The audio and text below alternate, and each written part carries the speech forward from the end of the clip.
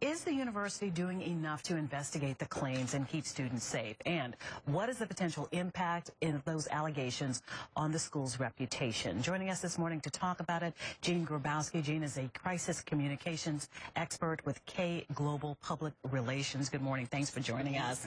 And Colleen Ganjian, she's the founder of DC College Counseling. Good morning, Colleen. Good morning. Thanks for being here, both of you. Troubling article here, but I think that, is it fair to start with the fact that this isn't necessarily a new issue, but being so detailed in this article, it's just opened a lot of people's eyes. Is that a fair assessment here? I would say so. I mean, I think this has been going on at UVA for a very long time, and honestly, this isn't just a UVA issue. Right. It's happening all over the country. There are 86 colleges and universities that are currently under review for Title IX violations.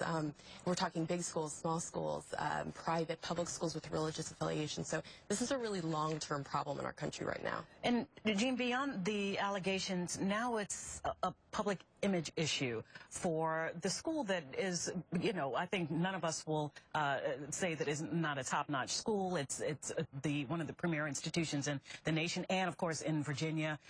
What happens now, though, as far as reputation? Has it taken a big hit?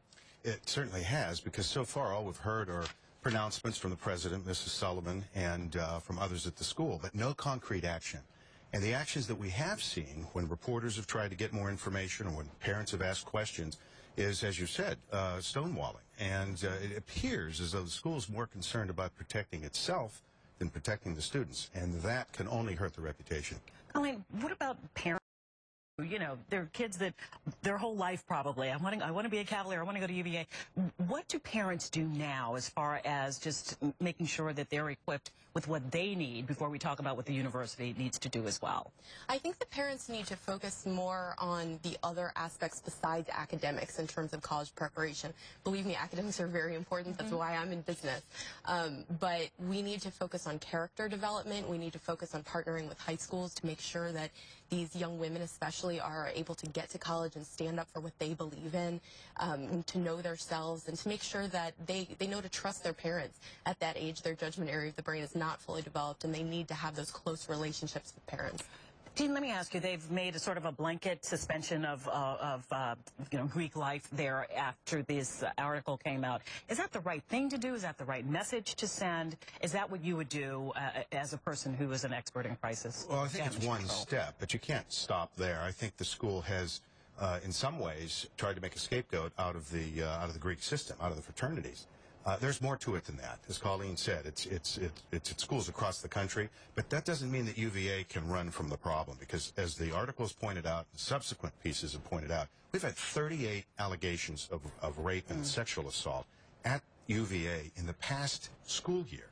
So that's a lot. And of those, only 4 of them even made it to the Sexual Misconduct Board, and of those, none faced any severe discipline or criminal charges. We have a problem here, and the university needs to take some concrete steps that are visible to the public, to students, and to parents. Do you come out and do you say perhaps we've turned a blind eye to that, or is that too much damaging information, if that's the case here? I don't think they need to talk about what happened so much in the past. I think it's pretty obvious that they've had a problem. I think they have to be focused on what they're doing now and in the future to make sure this doesn't happen again, or if it does happen, to the authorities. I think the biggest problem we're seeing is that these are allegations of sexual assault and some actual sexual assaults that have been proven to take place that haven't been reported to the authorities. Those are criminal actions. The university can't try to handle these things itself.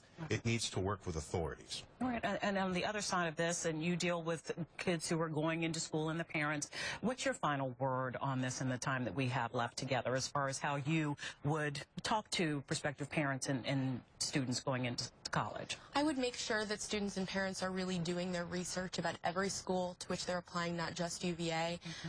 Know that, you know, these students are applying right now, but they have until May 1st to deposit at a school. They have a long time to do their due diligence and ask questions on campus. They should be reading school newspapers, talking to alums from their high school who are at these schools, and really understand the culture of the school. Financially, if parents don't send their kids to schools that have a reputation of partying or what have you, will that ultimately be the deciding factor here as far as action being taken in your opinion? Well, I think the school always has to be aware of its reputation, and that always leads to enrollment and, of course, alumni contributions and so forth. But as we've seen in the past, even at Penn State, schools can recover from these kinds of things, but the school has to take some concrete action, perhaps bring in some outside experts to examine the situation, to investigate, as Penn State did, and show the world, show parents that they're acting responsibly. The schools are acting in loco parentis. They are the parents when the parents aren't there. So the school has to take that kind of responsibility. And stand up for the victims here as well. Absolutely, absolutely. Colleen Ganjian, thank you so much. Thank you. Thanks for coming in.